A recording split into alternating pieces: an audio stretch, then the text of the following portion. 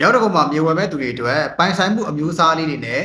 ဘယ်ပိုင်ဆိုင်မှုဝယ်တော့အချိန်ဘယ်လောက်ကိုယ့်နာမည်ပြောင်းဖို့တဲ့အချိန်ဘယ်လောက်ပေးရလဲဆိုတာလေးတို့ကျွန်တော်မျှဝေပေးချင်ပါတယ်မင်္ဂလာပါကျွန်တော်တော့ရုံးကြီးအချိန်မျိုးကြိုးဆောင်ဖြစ်ပါတယ်မြောက်တကုံမြို့နယ်ရှေ့တကုံမြို့နယ်အဓိကကြိုးဆောင်ပေးပါတယ်မြောက်တကုံမှာအတွေ့အများဆုံးကတော့ကျွန်တော်တို့ခရံအမီပေါက်ပေါ့နော်ခရံအမီပေါက်ရောင်းတာဆိုရင်တော့အချိန်ကာလအားဖြင့်ကတော့တိတ်မကြဘူးခင်ဗျမြန်ပါတယ်ရောင်းပြီးပုံကူးပြီးတာနဲ့တန်ပြီးသွားလို့ရတယ်ပေါ့နော်အချိန်ကာလအားဖြင့်တော့ကိုယ်နာမည်ပေါက်တဲ့အထိဆိုရင်တော့အမီပေါက်ကိုယ်တိုင်ရောင်းတာဆိုရင်တော့အနည်းဆုံး9လ6လတွင်းလောက်ဆိုရင်တော့ပြီးပါတယ်ဒုတိယတစ်မျိုးကကြတော့ကိုယ်ရောင်းတဲ့သူကခရံအမီပေါက်တော့မဟုတ်ဘူးသို့တော်လည်းခရံအမီပေါက်တဲ့သူကအချိတ်ဆက်ရှိတယ်သူခေါ်ပေးမယ်ပေါ့နော်အမီပေါက်ကိုလက်မှတ်ထိုးပေးဖို့ပတ်ပေါ်ချုပ်ပေးဖို့သူတာဝန်ယူပေးတယ်ဆိုရင်တော့ရတယ်ဒါလည်းဝယ်လို့ရတယ်အချိန်ကာလအားဖြင့်ကတော့တူတူပဲမကြဘူးပေါ့နော်ဒီသဘောတရားပဲနောက်တစ်ခုကကြတော့ကျွန်တော်တို့ကခရံအမီပေါက်ကတော့မရှိတော့ဘူးသူ့ရဲ့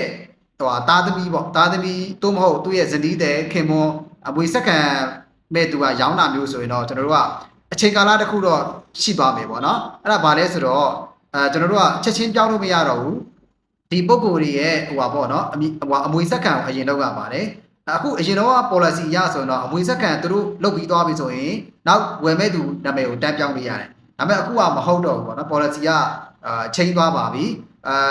အမွေဆက်ခံသမားတွေကကိုယ့်အမည်ကိုအရင်ပြောင်းပြီးတော့မှနောက်ဝယ်တဲ့သူနာမည်ကိုပြောင်းရတာပေါ့နော်အဲ့တော့အချိန်ကာလအားဖြင့်ကတော့ကျွန်တော်တို့က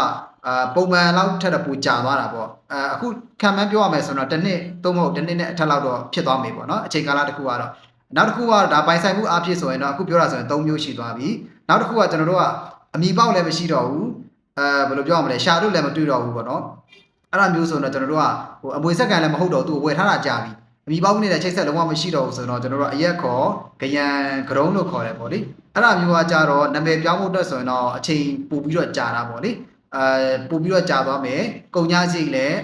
ပို့နိုင်တယ်ပေါ့နော်အဲ့လိုမျိုးဟုတ်အဲ့ဒါလေးတခုအဲ့ဒါကြတော့အချိန်ကာလအဖြစ်ဘယ်လောက်သွားမလဲဆိုရင်ကျွန်တော်တို့ဒီမှာတော့အသေးစိတ်မပြောတော့အချိန်ကာလအဖြစ်နဲ့အဲ့လိုမျိုးစားလေးပဲပြောပြသွားမှာပေါ့နော်အချိန်ကာလအဖြစ်ကတော့ကျွန်တော်တို့ကတစ်နှစ်ခွဲပတ်ချလဲအဲ့ထက်လဲပို့သွားမယ်ပေါ့နော်ဒါကတော့လုပ်ပေးတဲ့ဆောင်ရွက်ပေးတဲ့ရှင်းနေပေါ်မှာမူတည်ပါတယ်တစ်နှစ်ခွဲနှစ်နှစ်ကြားမှာတော့သွားနိုင်ပါတယ်နောက်တစ်ခုကကျွန်တော်တို့ကအတူနဲ့ဂရန်ကရုံးနဲ့ဘာနဲ့ရှိသေးလဲဆိုတော့ကျွန်တော်ဂရန် special power လို့ခေါ်တယ်အခု special power တွေသုံးလို့မရတော့ဆိုတော့ပြောရင်ကရုံးပုံစံမျိုးဖြစ်သွားတာပေါ့ special power ပဲယူထားတယ်နာမည်မပြောင်းထားဘူးဒီပေါင်းနဲ့ကလည်းဘယ်စီမှမသိအချိန်ဆက်မရှိတော့ဘူးဆိုတော့ဂရန်ကရုံးတတာဖြစ်သွားတာအဲ့ဒါမျိုးဆိုရင်လည်းအဲ့လောက်တော့အချိန်သွားတယ်နောက်ဆုံးလောက်ရခက်တာကတော့ကျွန်တော်တို့ကလုပ်လို့မရတဲ့အခြေအနေကတော့ပါ